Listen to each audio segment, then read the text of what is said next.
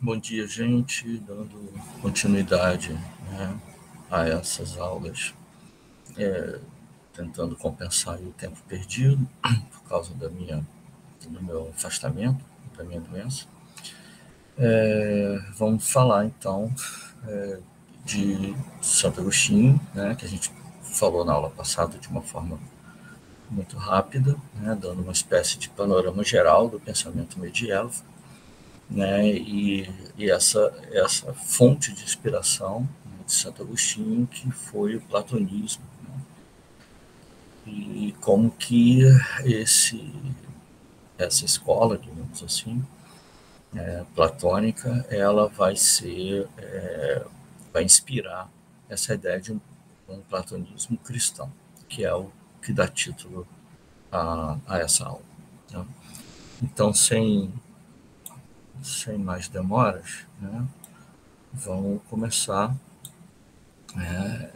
Nesse quadro, faz aqui uma pequena biografia, né, de Santo Agostinho, né, a relevância dele, né, talvez divida aí com São Tomás de Aquino, né, os dois pilares do pensamento medieval.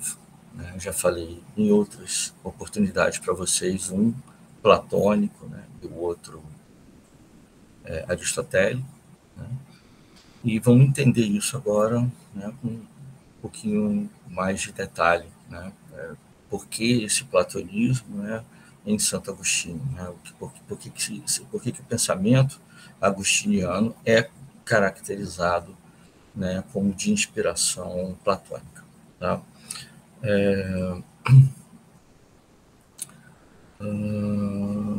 Aqui eu acho que a gente já pode seguir para frente.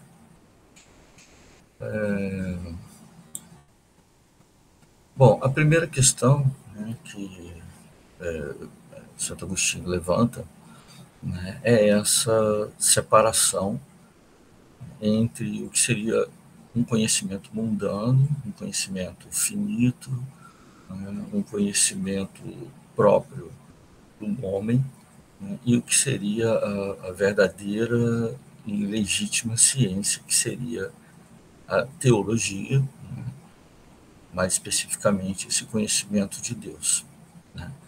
Então, essa sabedoria do mundo, ela estaria sempre limitada, né, se ela não vem de alguma forma apreciada por uma ideia de fé, de crença, né? E aí citado aqui um versículo, né? Se não credes, não entendereis. Aqui tem um pequeno quadro levantando essa questão do neoplatonismo, na verdade, uma adaptação do pensamento platônico, que falamos bastante em aula anterior, né, para essa nova realidade, ou esse novo poder, né, que agora está expresso, representado pelo cristianismo, né, que se ergue, né, como uma espécie de novo império, né, e um pensamento que se pretende, né, universal, né, operando inclusive sobre povos, né, que vão ser chamados de pagãos, gentios, bárbaros, não importa. Né, absolutamente necessário levar, né, o cristianismo, a o verdadeiro conhecimento, né, para todos os seres humanos na Terra. Né. Daí essa possibilidade, né, de classificar como uma pulsão proto-imperialista, digamos assim. Isso vai vigorar, né, cada vez de uma forma cada vez mais evidente, mais palpável, vão ter as cruzadas, enfim, né, mas todo o enorme período, né, que a gente comprime nesse termo Idade Média, né, estamos falando de mais de 1000 anos de história, ele é marcado, né, por essa pulsão, por essa potência, né, de levar, né, o cristianismo a todo mundo. Né.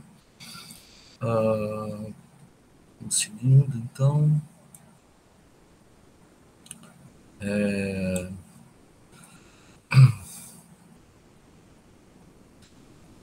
Bom, aqui nesse quadro é muito interessante essa discussão que Santo Agostinho propõe, né, já inspirado, né, na ideia, a ideia, né, de Platão. Quem lembra da aula, né, aquela proposição, né, de que a ideia é perfeita, porque é imutável, né, e, enfim, caberia então a cópia, ou ao simulacro, né, que é a cópia mal feita, né, a cópia mais, mais do que imperfeita, né, caberia a esses dois conceitos, né, essa marca, né, esse lugar de tradução da ideia perfeita. Quer dizer, a ideia perfeita se manifesta no mundo, nesse mundo material, nesse mundo dos homens, né, como cópia, né, ou como simulacro. Né? A cópia é aquela que tenta imitar a ideia, né, e o simulacro, né, é a cópia mal feita, no sentido de que ela sequer se espelha na ideia.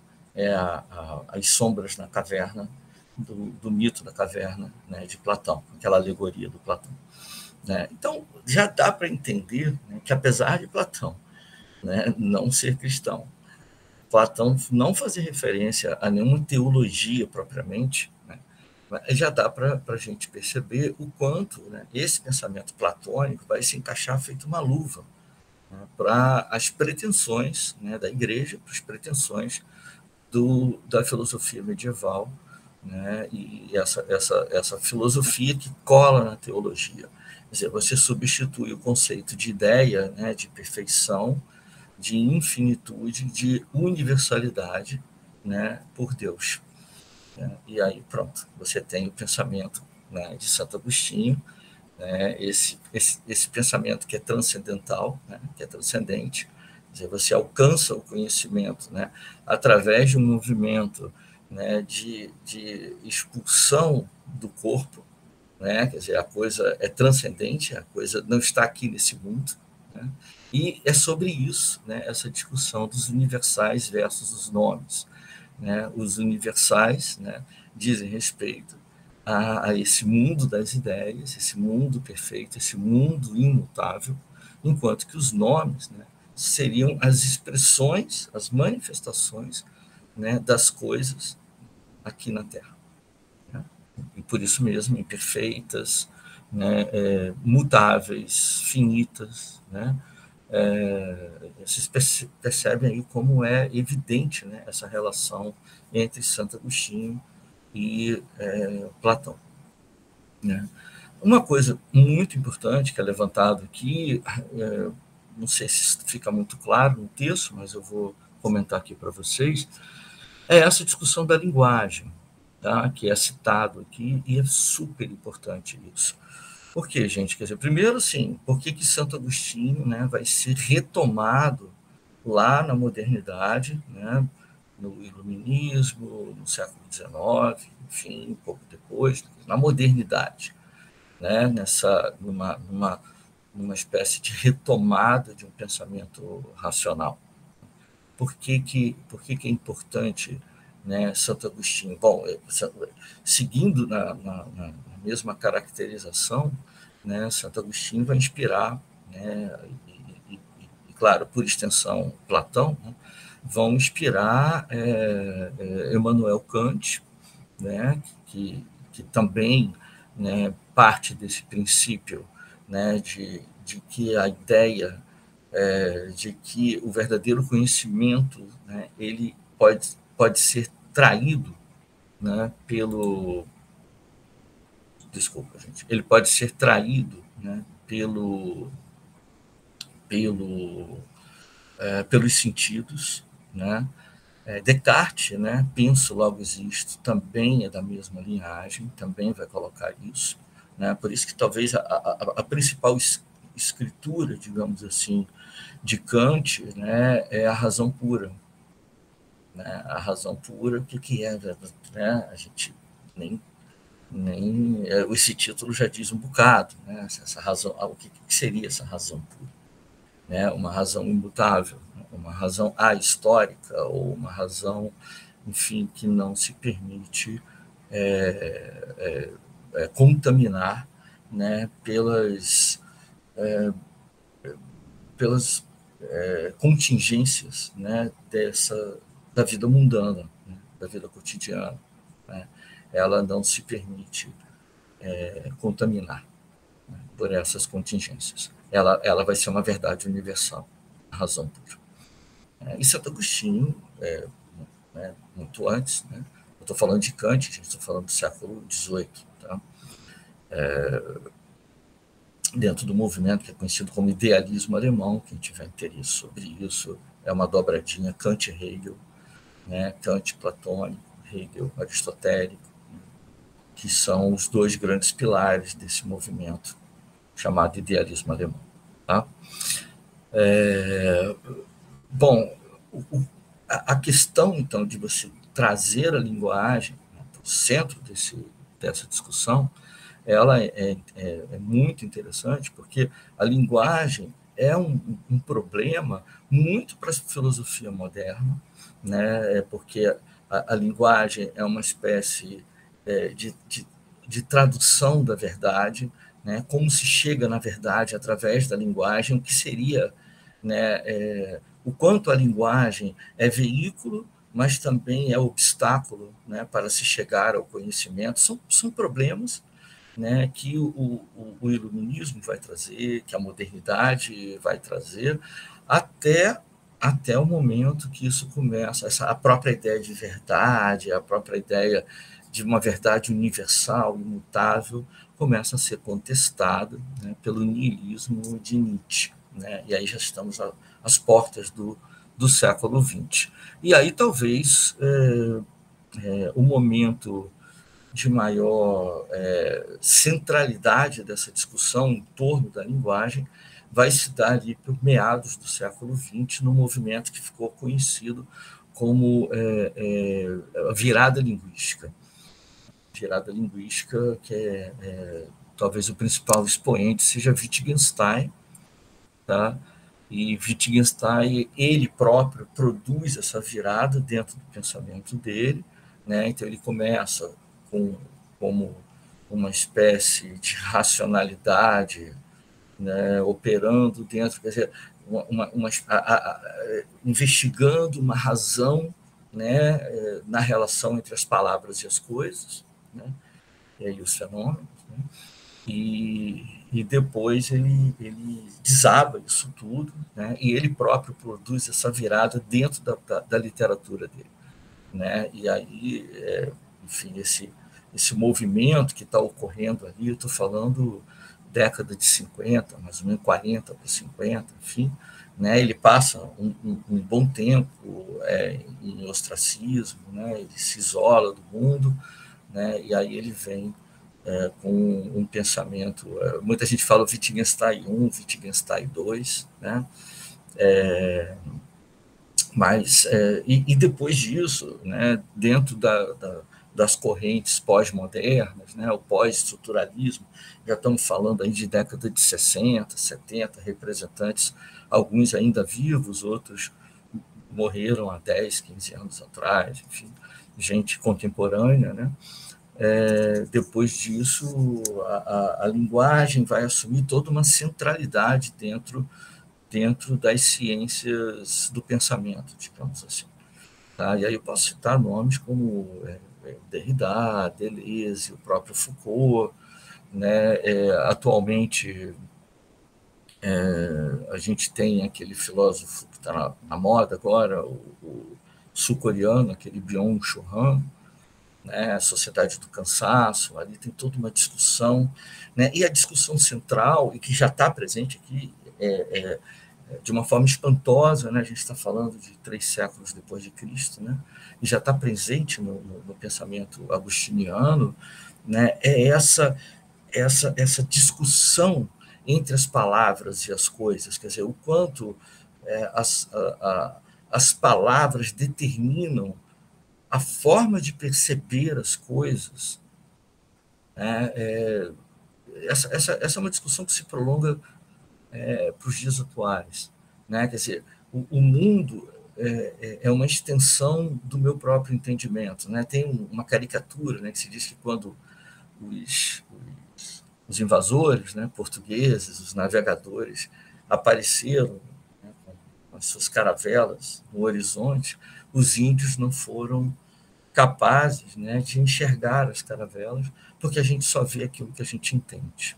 A gente não consegue ver, né, aquilo que a gente não entende. Quer dizer, o ato da visão, né, os sentidos, eles estão condicionados, né, a um entendimento prévio, né, a uma percepção prévia, né, o que joga num jogo de contradições aí. Bom, então, o ovo ou a galinha, né? O que veio primeiro? Quer dizer, a nomeação das coisas, ainda que de forma precária, né? Possivelmente, né? Essas coisas, uma relação bastante conflitante, né? Entre nomear as coisas e perceber as coisas. Mas é muito interessante que uma discussão tão atual e tão importante. É importante, eu posso citar um exemplo aqui, quando você vai nomear, né, uma ação do MST, você vai chamar de ocupação ou de invasão. De acordo com como você nomeia, isso é um exemplo simplório, né? Mas de acordo com como você nomeia, isso especifica um lugar de mundo, uma visão de mundo, uma percepção da realidade. Se eu chamo aquela ação de invasão, eu estou revelando, né, a minha realidade, um modo de ver o real, um modo de ver os fenômenos nesse mundo.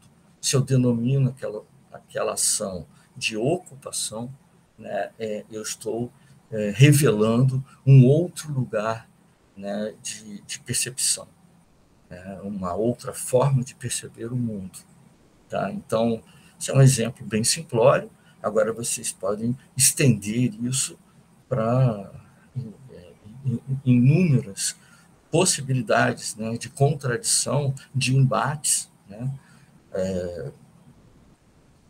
na forma de chamar a realidade, determinar a realidade. Né?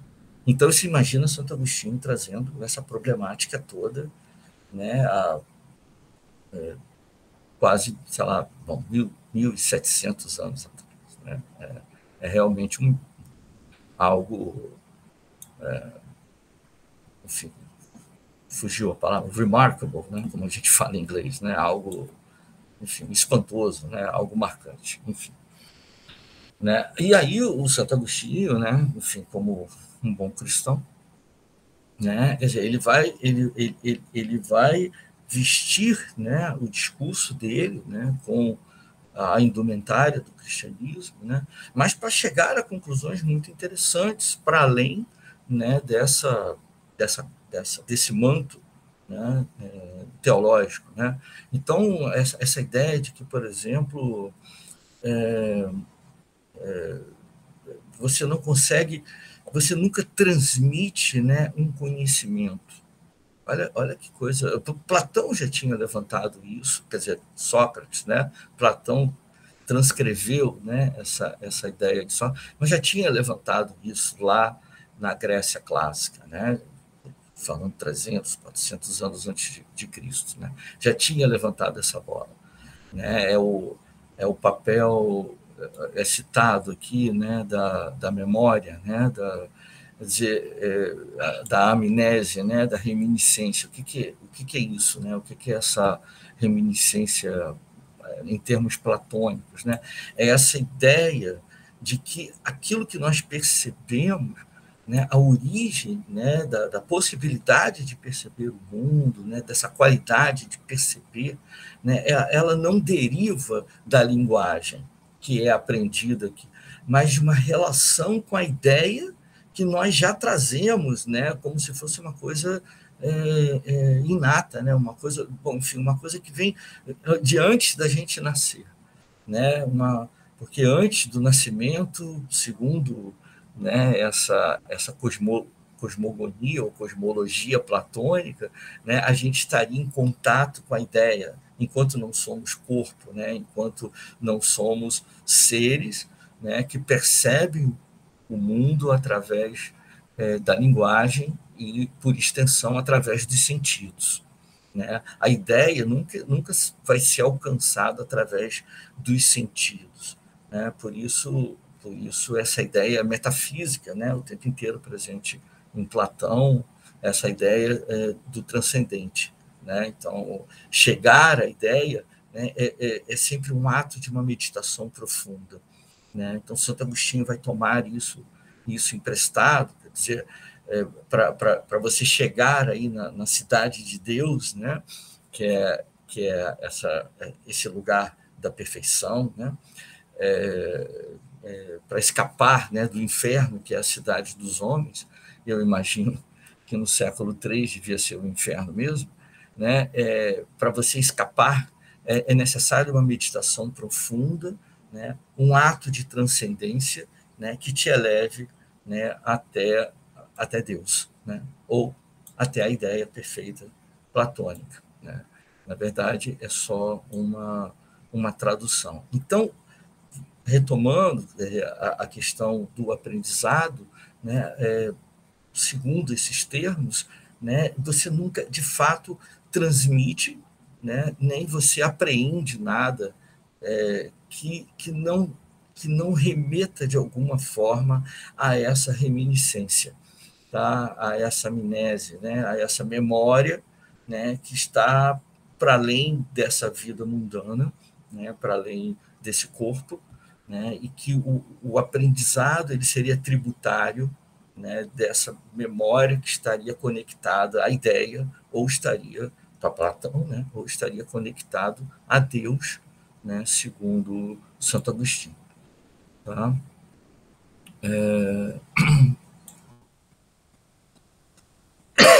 Bom, aqui ele vai falar dessa virtude, né? A ideia é essa ideia da perfeição, né? A virtude adormecida na alma de todos os indivíduos, né? Está muito colado, né, na virtude de Platão, né? Então a virtude não pode ser ensinada, né? A ética não pode ser ensinada. É interessante a gente pensar sobre isso, né? Como que a gente lida, né, com questões mundanas, né, a partir do conhecimento ou não da ideia, a partir do conhecimento ou não, né, dessa cidade de Deus ou dessa relação transcendente, né, com Deus. Né? Assim, é interessante como essas coisas se encaixam, né, uma na outra. Né? É interessante que, apesar de Platão, em momento algum, tá escrevendo de uma forma teológica, muito pelo contrário. Quer dizer, Platão, bom, não havia cristianismo na época de Platão, né? Assim, e a própria ideia de religião para Sócrates, né, é sempre alvo de muita crítica. Né? Quer dizer, a religião grega, né, os deuses gregos, na verdade, eles servem à manutenção de injustiças sociais dentro da própria democracia grega, né, e que Sócrates não aceitava isso, né, acabou, enfim, levando a condenação. Né.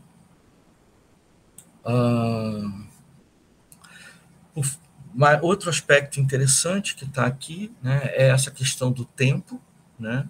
É interessante pensar, né, que na Grécia, né, o funcionamento, né, do tempo é sempre esse tempo cíclico.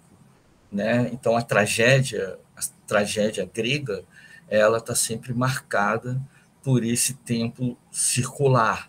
Né? Então, Sísifo, né, que está condenado a levar uma pedra, né? Enfim, Penélope esperando eternamente pela volta de Ulisses, né? Então, e aí, enfim, as artimanhas dela, né, para evitar outros homens, né, pretendentes, que já consideravam Ulisses, né, morto, né? Enfim, são sempre crônicas, né, histórias, né, o teatro, há uma afinidade total entre teatro e política, né, na Grécia. Não vou me estender isso aqui, acho que em outra oportunidade a gente pode falar disso, né, mas é sempre essa ideia, né, a tragédia está sempre associada a uma espécie de armadilha, né, dos deuses, né, produzida pelos deuses, né, para punir os homens. Às vezes os próprios deuses, né, se veem em situações de, de, de aprisionamento, né, nessas tragédias também. Há uma relação muito intrínseca, né? Os deuses gregos, né, têm emoções e reações bastante humanas, né, de amor e ódio, né? Enfim, enquanto que Santo Agostinho vai propor um tempo cronológico, né, uma origem e um telos, né, e um fim, né, e romper com essa ideia de tempo cíclico. Né? Isso é muito interessante, porque isso vai ser outra característica de muita influência, né, na modernidade, né? Principalmente quando a modernidade se encanta de uma vez por todas, né, com a ideia de evolução. Evolução não só biológica, mas evolução também de todas as ciências, inclusive as ciências do homem, né, que dizem respeito à própria evolução do homem enquanto um ser político, enquanto um ser ético, um ser que lida com problemas de estética. Né? Então, havia uma crença ao longo, principalmente do século XIX, depois isso é bastante desconstruído no século XX, né? Mas havia essa crença, né, de que estamos caminhando para um mundo melhor. É claro que, enfim, 2 guerras mundiais, bomba atômica na cabeça de bebês, né, e mulheres grávidas, e, enfim, todo tipo de atrocidade que se cometeu e que se continua cometendo, né, coloca essa pauta bastante em dúvida, né? Mas, de qualquer maneira, é uma questão que também mantém Santo Agostinho como uma figura de muito interesse para a modernidade. Tá?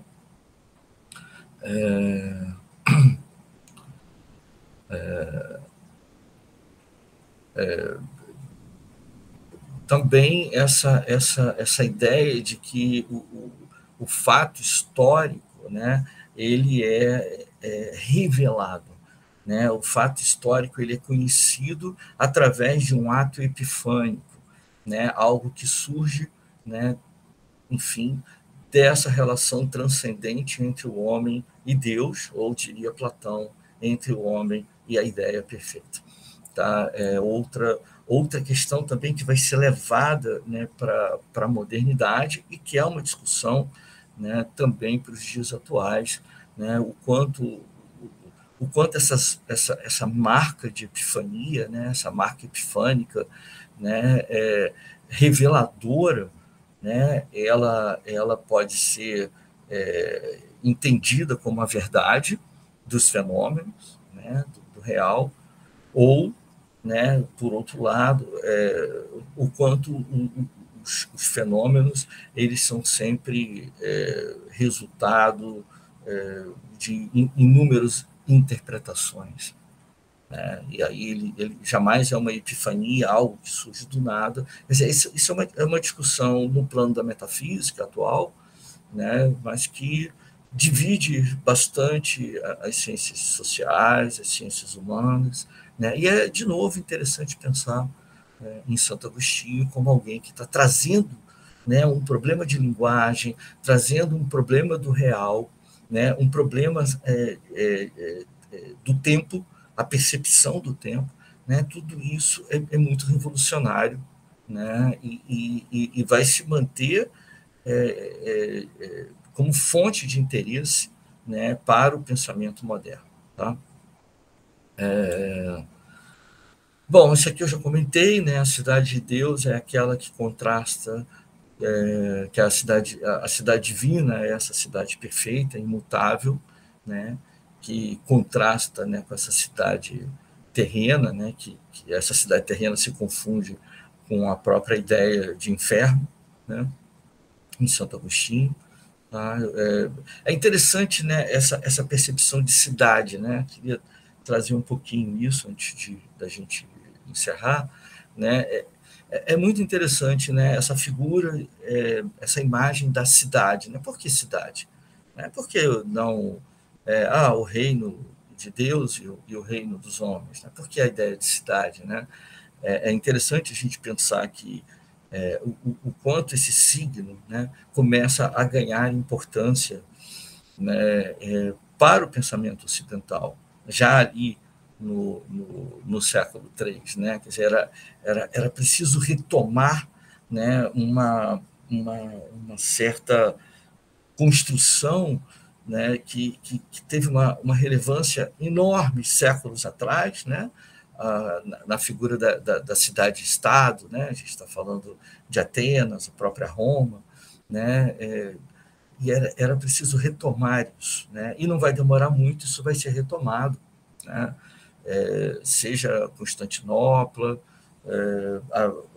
a retomada também do papado romano, né, e outros e exemplos, né, na Ásia Menor, na Ásia Central, né, de grandes cidades, né, que algumas já haviam sido destruídas, outras permaneciam, né, mas essa percepção, né, a própria Alexandria, né, no Egito, então essa percepção de que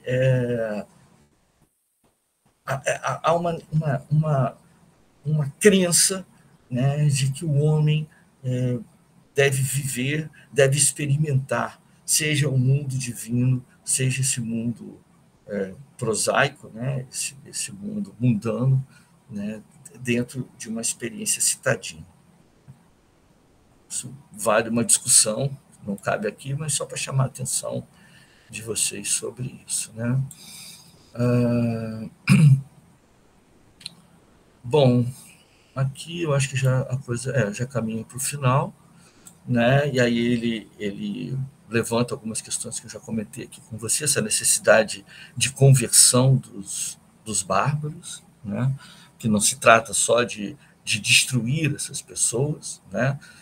Estou falando dos celtas, né? Dos vikings, né? Que a gente vê por aí em séries, em filmes, enfim, e livros, né?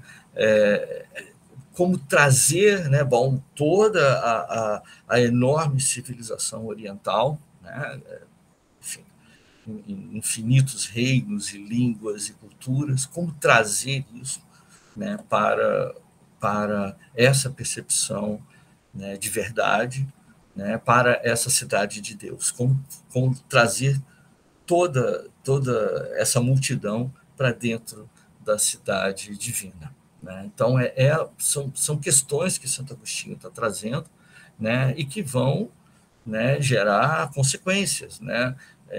Talvez a mais profunda, né, pensando nas cruzadas, etc., seja essa ideia da consolidação da igreja, né, do cristianismo, né, como um império na Terra. Né, como a representação de Deus na forma de um império na Terra. Né? Com todas as divisões, né? Bizâncio, mais lá na frente, a Igreja do Leste Europeu, ortodoxa, que também vai produzir outra subdivisão, não importa.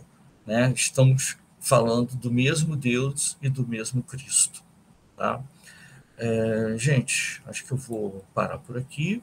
Tá? Espero que tenha ajudado, né, a vocês a entenderem esse capítulo, né, essa aula, e até a próxima. Tá bom? Abraços.